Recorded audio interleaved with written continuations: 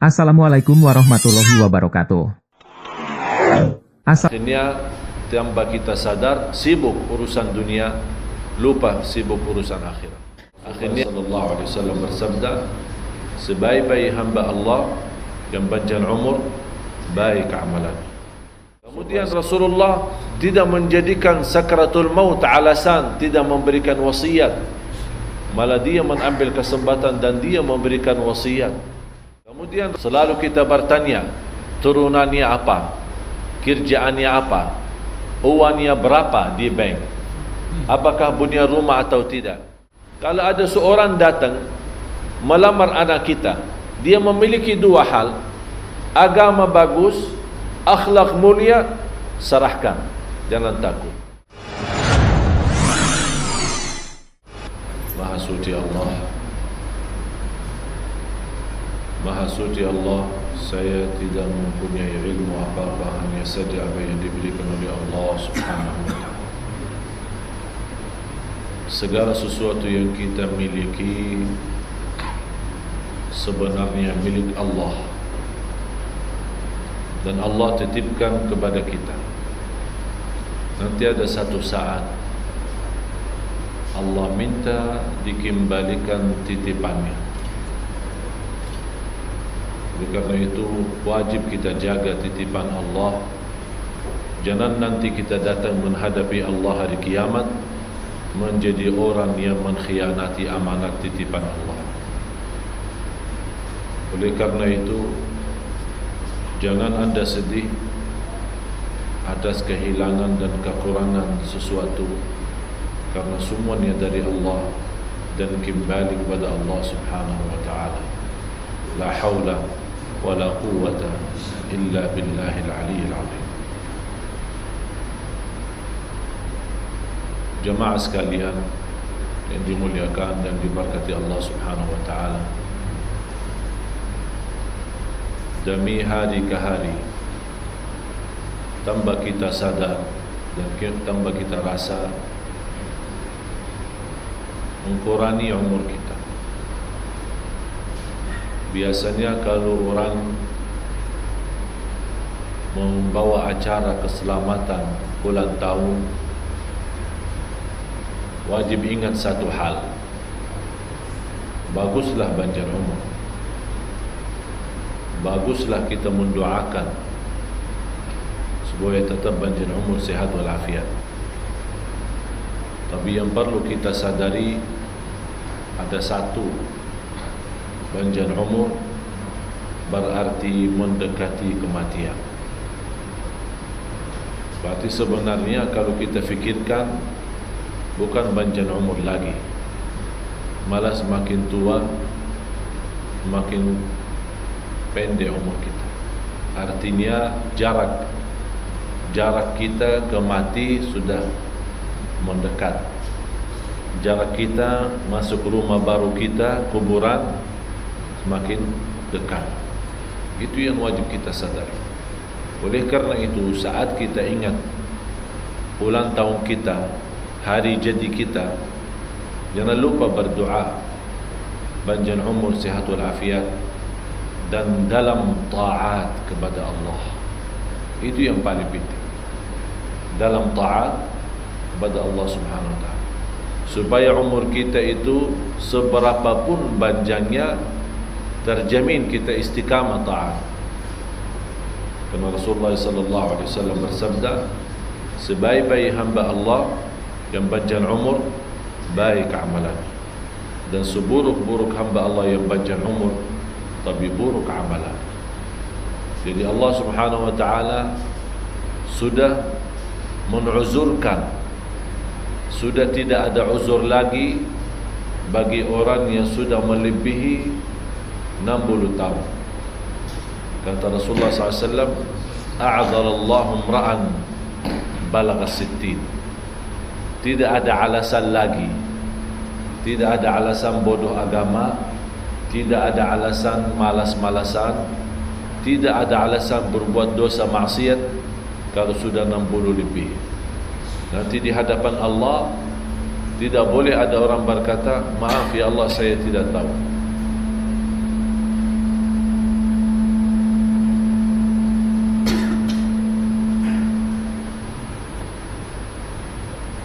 Tidak ada yang berkata, ya Allah maaf, sampai 60 tahun saya tidak tahu Rasul. Ya Allah maaf, sudah 60 tahun saya tidak tahu salat yang benar. Ya Allah maaf, saya sudah 60 tahun tapi tidak pandai baca Quran. Ya Allah maaf, saya sudah 60 tahun tapi tidak pandai salat sesuai Rasulullah SAW. Itu tidak diterima alasan nanti di hadapan Allah.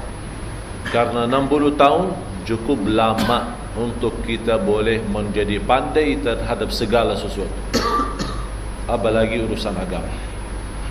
Cuman soal agama itu kita selalu menunda. Kalau urusan agama, urusan belajar, urusan ilmu, kita selalu nunda. Tapi urusan dunia selalu disegerakan. Akhirnya tanpa kita sadar sibuk urusan dunia, lupa sibuk urusan akhirat. Jamaah sekalian, Rasulullah sallallahu alaihi wasallam yang berjuang selama 23 tahun tidak pernah merasa lelah, tidak pernah merasa capek, dan tidak pernah merasa bosan. Malah Rasulullah sallallahu alaihi wasallam terus menerus dari tempat ke tempat, dari kota ke kota, dari negeri ke negeri untuk menyampaikan dakwah Islam. Sampai Rasulullah sallallahu alaihi wasallam sampai titik nafas yang terakhir masih berdakwah. Wasiat yang terakhir yang diwasiatkan oleh Rasulullah SAW, as-salah, as-salah wa ma malakat aymanukum. As-salah, as-salah wa ma malakat aymanukum. As-salah, as-salah wa ma malakat aymanukum. Bukan hanya menyampaikan dakwah, masih juga boleh beramal. Begitu dilihat saudaranya, adiknya Siti Aisyah radhiyallahu anha masuk ke rumah Rasulullah SAW waktu Rasulullah menghadapi sakratul maut. Abdurrahman ibnu Abi Bakar As-Siddiq, adiknya Siti Aisyah radhiyallahu anha. Begitu Rasulullah melihat Abdurrahman masuk ke rumahnya dan Rasulullah lagi menghadapi sakratul maut, Abdurrahman ibnu Abi Bakar As-Siddiq dia lagi baki siwak. Rasulullah SAW tengok dia lagi siwak. Rasulullah kangen mau bersiwak, tapi sudah tidak ada tenaga dan tidak ada upaya untuk bercakap-cakap, berkata-kata. Sudah terakhir. Tapi Siti Aisyah radhiyallahu anha sebagai istrinya pandai melihat mata Rasulullah SAW hanya tengok kepada Abdurrahman. Kata Siti Aisyah radhiyallahu anha, ya Rasulullah, engkau mau siwak? Rasulullah menggerakkan kepalanya, terus diambil sama Siti Aisyah dari tangannya Abdurrahman ibnu Abu Bakar, minjam. Kemudian dia gigit dengan mulutnya sendiri, dengan giginya sendiri Siti Aisyah untuk membersihkan, kemudian diberikan. Ditanya, kenapa wahai Aisyah kamu lakukan itu? Dia berkata, saya harap amalan yang terakhir sebelum Rasulullah SAW pisah boleh tercampur bagian ludak saya sama Rasulullah sallallahu alaihi wasallam. Itulah luar biasa cintaan Siti Aisyah kepada Rasulullah SAW. Dan Rasulullah SAW mengambil siwak dan sesuai kemampuannya sedikit-sedikit perlahan-lahan untuk gosok giginya sallallahu alaihi wasallam. Habis itu mulai ada suara sikit yang tidak jelas, hanya berkata-kata yang terpaksa oleh Siti Aisyah radhiyallahu anha mendekati kepalanya supaya boleh mendengar apa kata-kata Rasulullah SAW. Sampai dia berisyarat ke atas, balir rafiqal a'la, balir rafiqal a'la, balir rafiqal a'la. Disitulah Siti Aisyah melihat itulah saatnya pisah Rasulullah SAW, karena di situ ditawarkan, apakah mau teruskan hidupmu menjadi kakal di dunia dan di akhirat dapat surga, atau milih jumpa Allah. Tapi kata Rasulullah SAW, balir rafiqal a'la, saya minta menjumpai Allah Subhanahu wa taala, saya minta menjumpai Allah Subhanahu wa taala, saya minta menjumpai Allah Subhanahu wa taala. Begitulah Rasulullah SAW. Inilah salah satu perjuangan Nabi kita sampai titik nafas terakhir, masih boleh mengamalkan amal salih, walaupun amal salih itu sunnah bukan wajib, semacam siwak. Rasulullah laksanakan walaupun lagi sakratul maut, walaupun lagi dalam keadaan Allah Maha tahu bagaimana sulitnya dan kesusahan yang dihadapi saat itu sallallahu alaihi wasallam, tapi tetap berusaha mengamalkan sebuah sunnah. Apalagi kalau kita dapat kesempatan untuk mengamalkan amalan wajib. Kemudian Rasulullah tidak menjadikan sakratul maut alasan tidak memberikan wasiat, malah dia mengambil kesempatan dan dia memberikan wasiat. As-salah, as-salah wa ma malakat aymanukum. As-salah, as-salah wa ma malakat aymanukum. Di antara wasiat yang lain, ittaqullaha fin nisa, taqwalah kepada Allah terhadap kaum wanita, taqwalah kepada Allah terhadap kaum wanita, taqwalah kepada Allah terhadap kaum wanita. Yang dimaksud SAW menwasiatkan kita sebagai orang punya istri untuk menjaga kemuliaan istri. Sambil di wasiat yang lain Rasulullah SAW menjelaskan kita tidak boleh di dunia ini mendapatkan istri sempurna, karena diciptakan wanita itu dari tulang yang bengkok. Jadi kalau ada tulang bengkok itu mau diluruskan macam mana? Apa yang terjadi? Kalau kita punya tulang bengkok boleh kalau tali kan masih boleh, mau kanan kiri boleh ya. Tapi kalau tulang tidak dapat, karena dia sudah begini. Kalau mau diluruskan, pasti apa yang terjadi? Bata, rusak. Kata Rasulullah SAW, wanita itu diciptakan dengan tulang ini. Tidak boleh menjadi sempurna. Tapi kata Rasulullah SAW, fa in ra'aita minha khairan fahmadillah. Kalau kita melihat sebuah kebaikan dari istri kita, kita bersyukur kepada Allah SWT. Dan kalau kita bandingkan kebaikan sama keburukan, mesti lebih banyak kebaikan daripada buruknya. Artinya kata Rasulullah SAW, kalau kita melihat fa in baghatta minha khuluqan radita minha khuluqan akhar, kalau engkau tidak suka sebuah perbuatan atau sebuah sikap atau satu akhlak dari istri kita, kita tidak suka, kata Rasulullah SAW, mesti di sisi lain ada akhlak-akhlak yang lebih jauh baik dan lebih kita suka. Itulah seimbang kita dalam kehidupan, karena kita dengan melihat kebaikan istri kita, Allah Subhanahu wa taala akan mengurangi perasaan yang kita lihat dari sisi positifnya atau negatifnya. Oleh karena itu menjadi wasiat Rasulullah sallallahu alaihi wasallam untuk memberikan kasih sayang kita kepada istri kita, termasuk yang disebut bertakwalah kepada Allah terhadap kaum wanita. Di situ termasuk ibu kita, termasuk istri kita, termasuk adik dan kakak kita yang perempuan, atau anak kita yang perempuan. Ini salah satu wasiat Nabi kita, Nabi Muhammad sallallahu alaihi wasallam. Dan coba bayangkan bagaimana orang-orang salih dulu dibanding sama kita sekarang. Apalagi persoalan nikah, terlalu kita mudah menikahkan anak kita tanpa dasar agama, tanpa dasar akhlak, tanpa dasar ibadah, tanpa dasar ilmu. Selalu kita bertanya, turunannya apa, kerjaannya apa, uangnya berapa di bank, apakah punya rumah atau tidak, punya kereta bagus atau tidak. Semacam saya pernah menghadapi satu jamaah yang dia sangat tidak setujui anaknya berpacaran. Alasannya apa? Karena pacarnya itu orang bukan kaya, orang miskin. Jadi selalu dia datang ke rumah jemput pakai motor. Jadi ibunya selalu marah, jangan, tak boleh. Alasannya apa? Bukan dia tidak sebut alasan motor, alasan dia miskin, tapi dia bilang haram bagi agama, tidak boleh bagi boyfriend ya, tidak boleh. Tapi begitu dia sudah mulai mengenal orang kaya, dijemput pakai mobil Mercy, terus diajak makan, ibunya tengok, ini siapa yang bawa mobil Mercy ini? Oh, ini pacar saya yang baru. Oh ya boleh, jaga baik ya, jaga baik ya.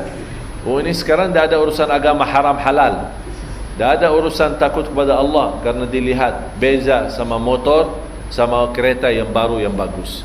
Itulah yang terjadi. Akibatnya tersebar perzinahan, tersebar rusak akhlak, tersebar ujian dan cubaan, gempa bumi di mana-mana. Kita melihat musibah yang tidak pernah terlepas dalam rumah tangga kita, tidak pernah ada berhenti musibah. Kita mengharapkan rumah tangga kita sakinah mawaddah rahmah, tapi karena kita tidak peduli dengan urusan anak kita sebagaimana menjadi anak saleh salihah, apa guna kita menjadikan masjid kita di dalamnya ada surau, di rumah kita di dalamnya ada musalla, di rumah kita ada khataman Quran, di rumah kita ada adakan maulid, di rumah kita ada majlis tahlil, di rumah kita ada baca yasin, tapi kita biarkan anak kita yang berumbuan sembarangan berjalan bersama orang yang bukan muhrim, dan dia boleh kapan saja dan bila saja dia bawa, dan bila saja dia datang, bila saja dia masuk, bila saja dia keluar, semua amalan salih kita tidak berguna bagi kita, malah boleh jadi tanggungjawab besar di hadapan Allah. Kalau kita betul-betul mengharap barakah, wajib kita mengutamakan mana yang utama, mana yang lebih utama. Memang majlis tahlil bagus, tapi lagi bagus kita memelihara anak kita, lagi bagus memberikan perhatian kepada anak kita, lagi wajib kita mengkawali anak kita, karena ini tanggungjawab kita di hadapan Allah. Nanti kalau Allah Subhanahu wa taala bertanya anak kita, apa yang kamu lakukan dosa dan macam-macam maksiat dan melanggar aturan, dia akan melemparkan salahannya kepada orang tuanya. Ya Allah, orang tua saya tidak pernah nugur saya, orang tua saya tidak pernah nasihatin saya, orang tua saya tidak pernah tegas kepada saya. Disitulah akan Allah menghukumkan orang tuanya, bukan menghukumkan dia. Oleh karena itu, cuba bayangkan jamaah sekalian, kita punya kewajiban berat untuk memberikan persiapan jawaban di hadapan Allah terhadap anak kita. Kalau kita beriksa melihat orang tua kita dulu, mohon maaf, kalau kita orang melihat orang-orang mendahului kita, Masya Allah perhatian kepada agama luar biasa, tapi kenapa kita sekarang kita mulai berubah untuk perhatian kepada agama kita? Perlu kita jaga. Kalau bagus, kalau kita mendapatkan petunjuk menjadi orang salih salihah, tapi lagi bagus kalau kita berjuang demi anak kita. Kalau kita sudah usaha semaksimal mungkin dan sekuat mungkin, disitulah akan Allah Subhanahu wa taala berikan petunjuk. Walaupun kita tidak berhasil, kalau kita gagal untuk mendidikan anak, tapi kita betul-betul serius, kita tegas, kita jujur, kita ikhlas mendidikan anak kita, tapi gagal, tidak ada hasil, insya-Allah tidak akan bertanggung jawab. Tapi jangan kita orang berduli kepada agama, berduli ke masjid, majlis ta'lim, majlis maulid, tapi anak kita tidak tahu ke mana dia pergi atau sama siapa dia pergi. Dan juga salah satu yang membuat bersoalan di tanah masyarakat adalah kita tidak menjaga soal agama saat ada orang melamar anak kita. Padahal Rasulullah sallallahu alaihi wasallam menjelaskan, "Idza atakum man tardawna dinahu wa khuluquhu fazawwijuh." Ada dua hal yang perlu dan wajib kita perhatikan. Kalau ada seorang datang melamar anak kita, dia memiliki dua hal, agama bagus, akhlak mulia, serahkan, jangan takut. Sebagaimana ada seorang datang kepada seorang ulama, kalau saya punya anak perempuan ada yang mau lamar dia, macam mana berespon saya? Atau saya kasih ke siapa? Kata ulama, kalau anda mau nikahkan anakmu, nikahkan anakmu sama orang yang bertakwa. Kalau dia senang sama dia, akan betul-betul menjaga. Kalau dia tidak senang sama dia, karena dia orang takwa, tidak mungkin dia berbuat kezaliman sama istrinya. Artinya masuk ma'ruf, keluar dengan ma'ruf. Begitulah prinsip agama kita. Malah ada seorang ulama yang barangkali kita kenal namanya, Sa'id ibn Musayyib rahimahullah ta'ala, salah satu imam, salah satu ulama di Madinah. Memiliki perempuan, anak perempuan yang luar biasa cantiknya. Dilamar oleh banyak orang, kaya, keluarga menteri, keluarga raja, tapi Sa'id ibn Musayyib menolak, tidak menerima. Begitu dia menjumpai seorang muridnya, dan seorang muridnya baru saja pulang dari habis menkuburkan istrinya yang baru meninggal. Ditanya sama Sa'id bin Musayyib, apakah kamu sudah kuburkan istrimu dan mendoakan? Kata beliau, ya. Dan kata Sa'id bin Musayyib, dan sekarang apa yang kamu rencanakan? Apakah ada niat mau nikah lagi? Karena masih muda, istrinya sudah meninggal. Kata, wahai imam, kalau soal nikah, siapa yang tidak mau? Tapi saya orang miskin, dan siapa yang mau nerima lamaran saya, dan siapa yang mau terima menjadi menantunya? Kata Sa'id bin Musayyib, saya mau. Kaget, wahai imam, anakmu yang dilamar oleh keluarga raja, yang dilamar oleh keluarga menteri, tapi engkau menolak. Saya menikahi seorang anak yang bapaknya ulama terbesar, dikenal sedunia. Macam mana saya boleh? Kata Imam Sa'id bin Musayyib, kalau mau nikahkan, saya tidak peduli siapa turunannya dan berapa hartanya, tapi saya peduli agamanya. Saya nikahkan anak saya dengan mahar 2 dirham. 2 dirham. 2 dirham kalau dibandingkan uang sekarang kurang lebih 30 ringgit Brunei. 30. Kaget seorang murid. Belum dia boleh percaya. Apakah ini betul? Apakah ini orang normal? Bukan orang gila. Kalau dianggap di masa ini, dianggap gila macam itu. Akhirnya biar dia lebih tenang, dibawa muridnya masuk masjid, dan di situ ada jamaah masjid, dan dia menyampaikan kepada jamaah, wahai jamaah, saksikanlah, saya sudah menikahkan anakku yang perempuan kepada ini murid saya dengan mahar 2 dirham. Jamaah masjid jadi saksi. Pulang ke rumahnya, dan dia belum begitu masuk rumah, belum boleh terbayang macam mana ini. Apakah ini serius? Apakah ini betul? Belum dia lama, sambil dia makan di rumahnya sama yang ada di rumah keluarga, tiba-tiba ada yang tutup pintu. Dia kaget. Terus dia berkata, siapa?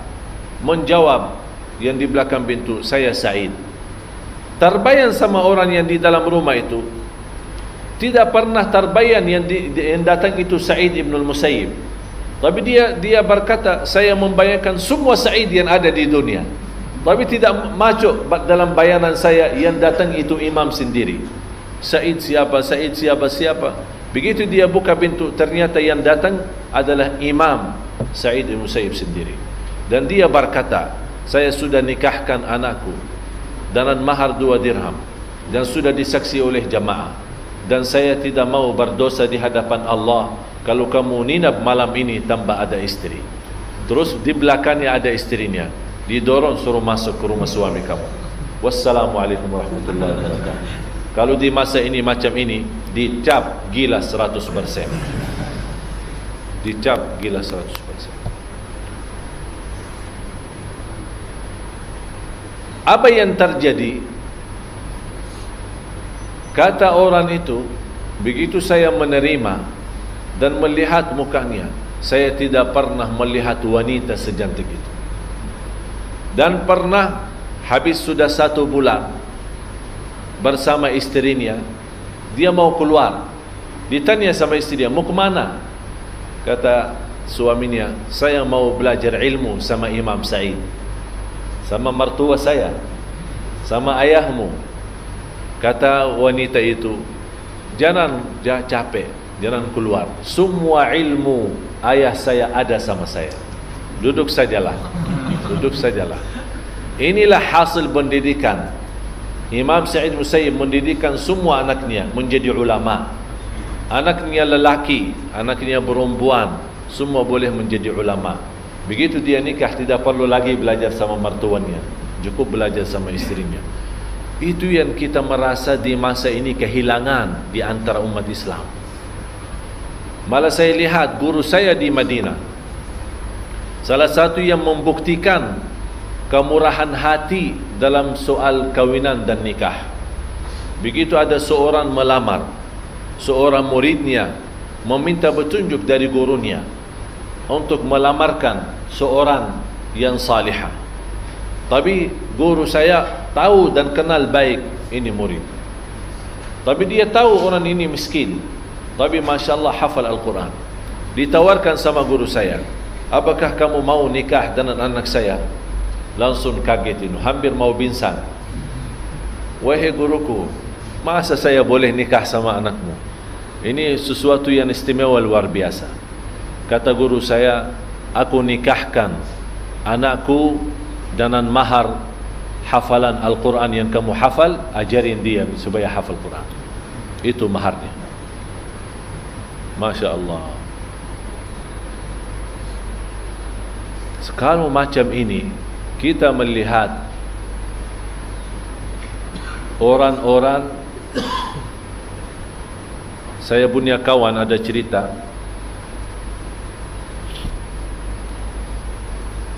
dia pernah nikah.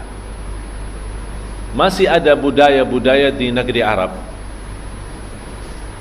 masih ada kabilah-kabilah, masih ada keluarga-keluarga yang punya budaya terlalu ruwet dan repot dalam soal nikahan. Termasuk dari sisi mahar, kalau tidak melebihi 200-300 ribu ringgit atau 300-400 ribu dolar Brunei, belum, ini hanya mahar, belum urusan rumah, belum urusan pesta, belum urusan makanan, belum urusan jemput tamu, belum lagi oleh-olehnya buat ayahnya, buat ibunya, kalau dia lagi punya saudara, luar biasa. Terus ini kawan saya sendiri, dia cerita, habis biaya untuk acara pernikahan, dari mahar, hadiah-hadiah, emasnya, acara, semua biaya itu hampir 1.200.000 rial. 1.200.000 rial. Coba bayangkan, ini hanya satu malam. Jadi dia kaget. Begitu dia terpaksa menjalankan, mungkin dia belum sadar, tapi terpaksa dia pinjam. Semua jadi kredit. Kereta kredit, rumah kredit, isi rumah kredit, semua jadi kredit. Dia hari pertama tidak sadar, tapi begitu dia sudah nikah dan sudah berjalan kehidupannya ke depan beberapa bulan, ini mulai tagihan dan mulai hutang dari mana-mana orang datang minta dibayar kereta, minta dibayar rumah, minta dibayar yang lain-lain. Akhirnya dia tidak kuat, jadi ada masalah. Apa yang terjadi akibatnya? Dia sudah berubah karena dia sudah stres, ya, banyak masalah hutangnya. Akhirnya berubah sikap akhlaknya bersama istrinya, selalu marah, selalu emosi, selalu berantem sama istrinya. Istrinya melaporkan kepada ayahnya, saya tidak kuat lagi bersama ini orang, saya minta dipisah. Datang ayahnya jumpa, ini macam mana kamu sama anak saya? Kenapa kamu mukul dia? Kenapa kamu begini? Saya mau ambil anak saya. Kata teman saya, siapa anakmu? Yang saya nikahkan. Benar, tidak ada saya nikahkan. Saya beli anakmu 1.200.000. Kalau memang kamu mau ambil dia, kembali bayarannya yang saya bayar. Kembalikan semua 1.200.000. Ini barang ini, bukan manusia. Dianggap jual beli. Akhirnya ayahnya terpaksa kembalikan 1.200.000. Baru dia mau kembalikan anaknya. Inilah akibatnya kita terlalu tidak mensadarkan hal-hal macam ini.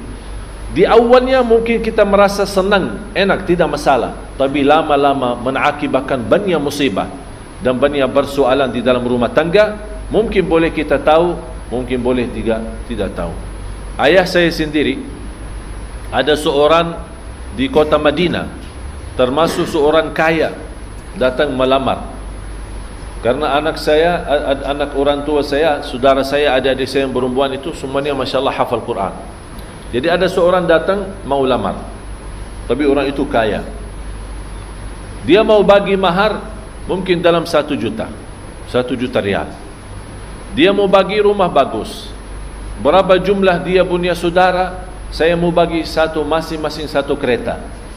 Sami semua. Ayah saya diam saja. Saya lagi duduk juga di samping. Begitu dia sudah selesai bicara, ayah saya berkata, apakah kamu sudah selesai bicara? Ya, sudah saya selesai bicara. Udah, kasih kami kesempatan kami berfikir. Dan soal tawaran-tawaranmu, kita bukan punya anak untuk jual. Tapi kasihlah kami masa untuk kita musyawarah dan berfikir. Terus pulang. Habis kita beriksa dan kita bertanya tentang agama orang itu. Bagaimana salatnya, bagaimana akhlaknya. Ternyata memang dia kaya raya, tapi salatnya jarang, banyak lubang-lubangnya. Kemudian bersama karyawannya, bersama anak buahnya, dia tidak sesuai amanatnya dan tidak memberikan haknya mereka masing-masing sesuai agama. Akhirnya kata ayah saya, 1 minggu orangnya datang lagi, oh mohon maaf, kami tidak punya anak untuk dilamar dan tidak punya anak untuk dinikahi. Akhirnya dia pulang. Apa yang terjadi? Allah datangkan 1 orang, anaknya imam besar Masjid Nabawi, datang melamar. Tapi sederhana, tidak punya kelebihan, tidak punya kekayaan, sederhana saja. Dan dia berkata, menyampaikan, ayahku adalah imam. Kata ayah saya, memang saya tahu ayahmu imam besar Masjid Nabawi, tapi saya tidak peduli ayahmu. Yang penting kamu saja sendiri. Bagaimana agamamu? Karena yang mau nikah sama anak saya kamu, bukan ayahmu. Akhirnya habis diperiksa, ternyata Masya Allah orangnya baik. Dan Alhamdulillah boleh mendapatkan nikah dengan adik saya yang perempuan. Hanya bayar 5.000 rial. 5.000 rial, berapa dolar Brunei saya tidak tahu. Tinggal bagi 3 lah. Bagi 3, kurang lebih 5.000 rial. Artinya kurang daripada 1.000 atau 1.000 lebih lah, 1.000. Karena 1.000 3.000 rial. Karena ini 5.000, 1.200, 1.300. Tapi subhanallah, coba bayangkan, mahar sederhana, acara nikahannya biasa-biasa saja. Tapi apa yang dapat? Dia hafaz Quran, istrinya hafal Quran. Sekarang punya anak 4, ada lelaki 1, perempuan 3. Lelaki yang umurnya sekarang kurang lebih 8 tahun hafal 30 juz. Yang kedua anaknya yang perempuan umur 6 tahun hafal 30 juz. Yang ketiga anak perempuan baru umur 4 tahun hafal juz 30, juz 29, juz 27 sampai surat Al-Ahqaf, hampir 5 juz, 6 juz. Kemudian yang paling kecil perempuan ini hafal juz 30. Malah pernah saya duduk sama adik saya yang perempuan. Walaupun hidup mereka sederhana, alhamdulillah hidup dengan cukupnya, tapi mereka alhamdulillah merasa kebahagiaannya luar biasa. Saya bertanya, duduk lagi ngobrol-ngobrol malam hari, tiba-tiba datang saya punya sama adik saya yang perempuan, datang anaknya yang 2 anak-anak yang budak-budak kecil ya, datang lagi ribut di depan ibunya, marah-marahan, lagi berantem dua-duanya. Saya bilang, kenapa ini dua-dua berantem ini? Tahu alasannya apa? Bukan berantem karena mau main PS, bukan berantem mau karena ada gula-gulaan belum diberikan, atau karena TV, tidak. Mereka ribut-ributan, dia tak bilang sama ayah ibunya, "Bu, ini mama, ini adik saya mau tidur, belum mau baca ayat Al-Kursi." Itu yang diributkan di depan orang tuanya, karena dia tidak mau baca ayat Al-Kursi, mau tidur tanpa baca ayat Al-Kursi. Inilah yang kita harapkan, keluarga macam ini, supaya besok kita meninggal dunia, insya Allah meninggal dalam keadaan nafsun mutmainnah. Kenapa nafsu mutmainnah? Karena malaikat memberikan kabar gembira, jangan takut soal anakmu, kami uruskan semua. Karena kita betul-betul berhasil mendidikkan mereka menjadi orang mengerti agama, berduli salat, berduli Quran. Ayah saya bukan orang ulama, ayah saya termasuk salah satu orang awam, kerja di pasar, keluar dari pagi cari nafkah, pulang malam hari sebelum maghrib. Itu setiap hari kerjaannya. Bukan ulama, bukan dapat sekolah tinggi, bukan dia pernah berduduk di majlis ilmu, tapi subhanallah, beliau mendidikan kita dua hal, sangat memperhatikan dua hal: salat sama Quran. Tidak boleh main-main. Ini dua hal ini dari sejak kita masih budak, masih kecil. Alhamdulillah sekarang apa yang terjadi? Walaupun ayah saya bukan ulama, apalagi ibu saya yang dulu masih buta huruf, tidak pandai baca Quran, tapi alhamdulillah sekarang anaknya 12, 9 dari yang 12 hafal 30 juz. Ibu saya, karena saking perhatian ayah saya kepada kita Al-Quran dan salat, Quran dan salat, ibu saya kemarin yang dulu buta huruf, kemarin dapat juara 1 30 juz hafal Al-Quran. Siapa yang ngajarin dia? Siapa yang menjadikan ibu saya sendiri pandai? Adalah kita sebagai anaknya. Dia ikut belajar sama kita. Mula-mula hafal ayat pendek, mula-mula hafal ayat yang surah yang biasa kita bawa, surat macam Yasin, Tabarak, Al-Kahfi dan yang lain.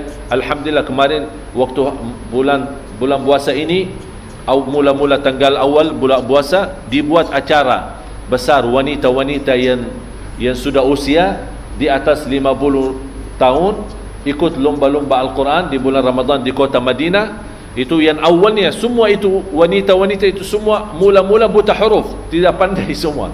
Semua kumpulkan, ada satu sekolah di Madinah, ada satu sekolah madrasah khusus untuk memberikan pelajaran wanita-wanita buta huruf. Ada yang datang 90 tahun, ada yang 80 tahun, ada yang 60 tahun. Ibu saya termasuk ikut dalam sekolah itu. Alhamdulillah pandai. Tapi ternyata siapa yang jadi gurunya? Subhanallah, memang dunia ini kecil. Yang diberikan kepercayaan oleh kerajaan mengajar di sekolah itu dan menjadi tanggungjawab besar di sekolah itu adalah adik saya yang perempuan. Akhirnya ibunya jadi muridnya. Jadi juga subhanallah. Tapi sekarang berhasil ibu saya sendiri menghafal Al-Quran.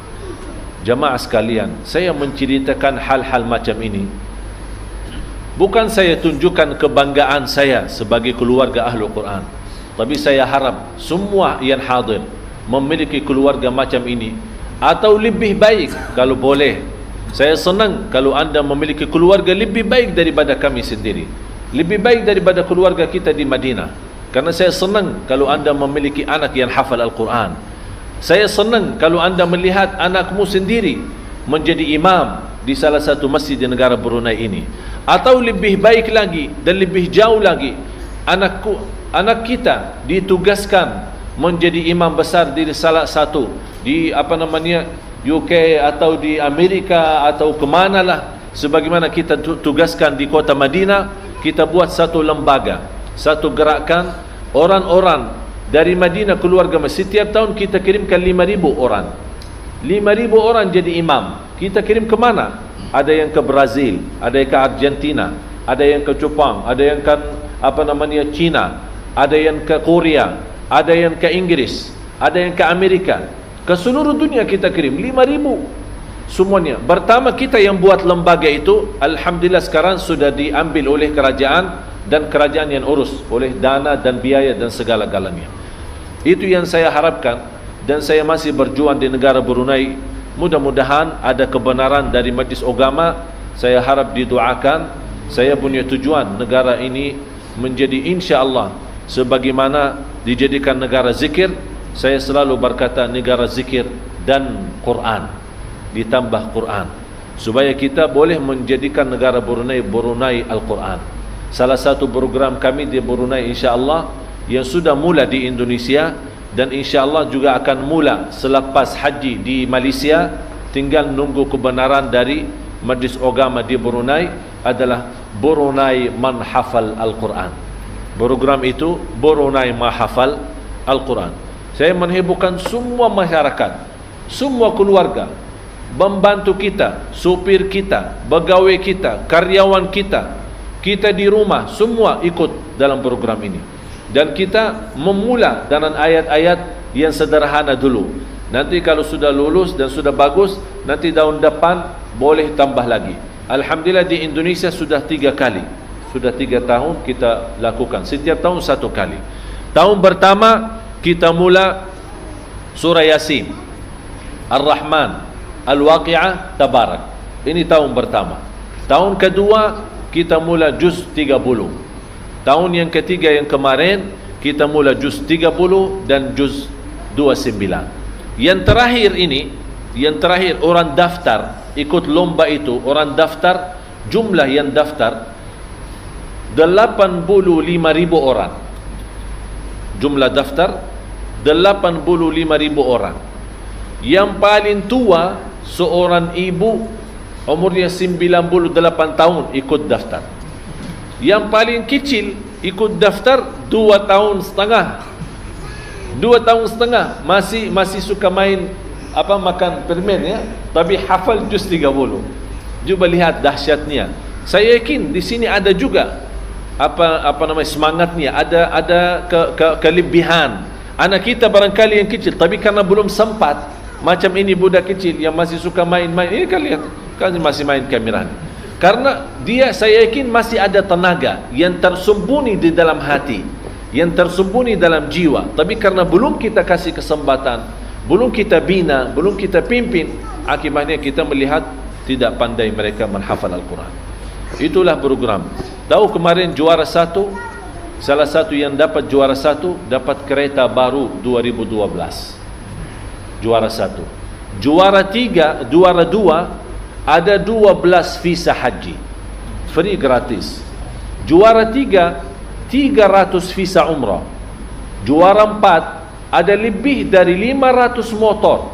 Ada Yamaha, ada Honda, ada Suzuki. Ini semuanya kita bagi kepada, ini semuanya sponsor dari perusahaan, dari orang-orang punya kerja, punya bisnis, punya usaha, termasuk juga dari pemerintah dan dari infak jamaah. Itu yang saya harapkan. Mudah-mudahan dengan doa jamaah sekalian, saya mohon dalam kesempatan Ramadan ini tolong didoakan supaya kami berjuang terus insya-Allah untuk negara Brunei. Bukan saya mencari nama, bukan saya mencari kemaslahatan dunia.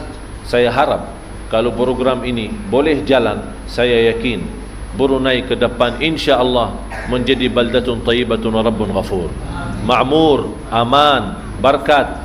Allah turunkan berkat langit dan juga Allah keluarkan berkat bumi untuk masyarakat Brunei, supaya masyarakat Brunei insya-Allah menjadi kaya iman, kaya harta, dan semua tidak memerlukan apa-apa kalau sudah kita mengisi kalbu mereka dengan Quran dan mengisi kehidupannya dengan Quran. Cuba nikmatnya kalau kita kemana saja pergi di negara Brunei, masuk masjid kita dengar Quran, masuk kedai kita dengar Quran, masuk mall kita dengar Quran, masuk hotel kita dengar Quran, masuk perusahaan di mana saja selalu kita mendengar Quran. Saya yakin perasaannya, nikmatnya luar biasa. Bukan macam kita sekarang.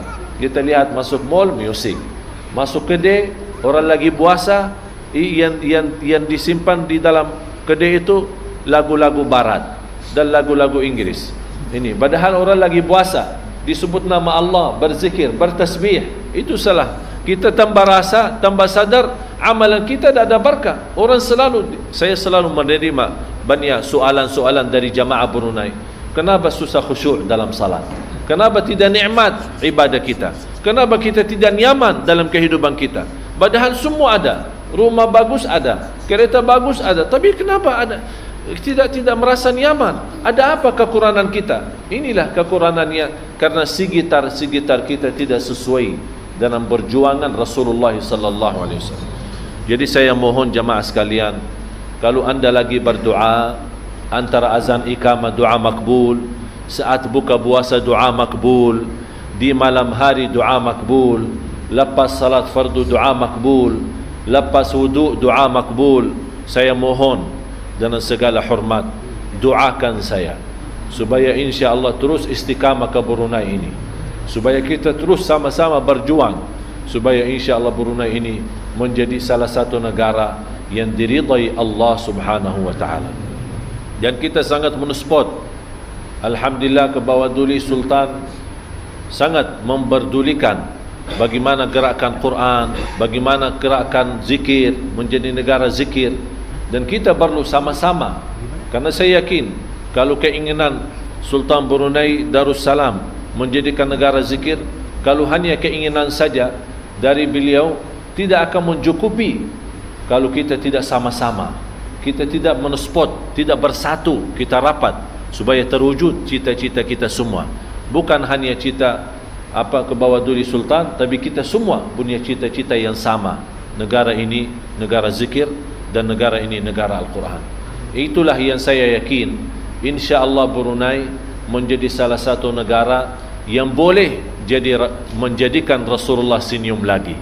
Saya yakin negara Brunei Darussalam boleh menjadikan Rasulullah bangga lagi terhadap umatnya, karena cukup lama Rasulullah SAW sedih karena melihat keadaan umatnya sudah cukup kacau. Cukup Rasulullah SAW sedih dan nangis sallallahu alaihi wasallam.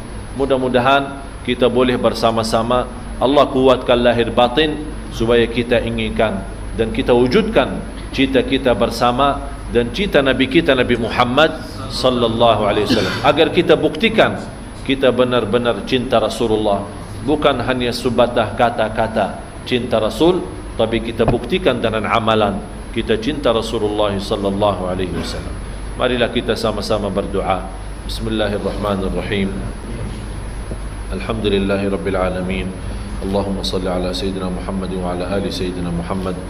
Allahumma inna nas'aluka al-huda wat-tuqa wal-'afafa wal-ghina. Hidupkanlah kami dalam keadaan iman, wafatkanlah kami dalam keadaan Islam, dan jadikanlah kami bersama orang salih hari kiamat. Ya Allah, untuk semua jamaah yang hadir di saat ini serta keluarganya, jadikan kami semua ahlul Quran ya Allah. Jadikan semua ahlul Quran ya Allah. Anak dan cucu kami menjadi ahlul Quran ya Allah. Pilihara anak dan cucu kami menjadi istiqamah Islam iman ya Rabbal Alamin. Ya Allah, berilah kepada negara Brunei Darussalam menjadi negara baldatun tayyibatun wa rabbun ghafur. Dijauhkan oleh Allah dari segala bala dan musibah ya Dzal Jalal wal Ikram. Ya Allah, mudahkan berjalan ke bawah Duli ya Allah, perjalanan umrahnya serta rombongan dan keluarganya ya Allah, menjadi umrah yang makbul, mendapatkan segala ampunan, mendapatkan segala kemudahan dan kemuliaan, dan kembali ke negara Brunei Darussalam dalam keadaan sihat wal afiat birahmatika ya arhamar rahimin. Rabbana taqabbal minna innaka antas samiul alim wa tub alaina innaka antat tawwabur rahim. Rabbana atina fid dunya hasanah wa fil akhirati hasanah wa qina adzaban nar. Wa sallallahu ala sayyidina wa nabiyina Muhammad wa ala alihi wa sahbihi wasallam. Walhamdulillahi rabbil alamin. Semoga bermanfaat yang sudah subscribe. Semoga diberikan kesehatan dan keberkahan. Wassalamualaikum warahmatullahi wabarakatuh.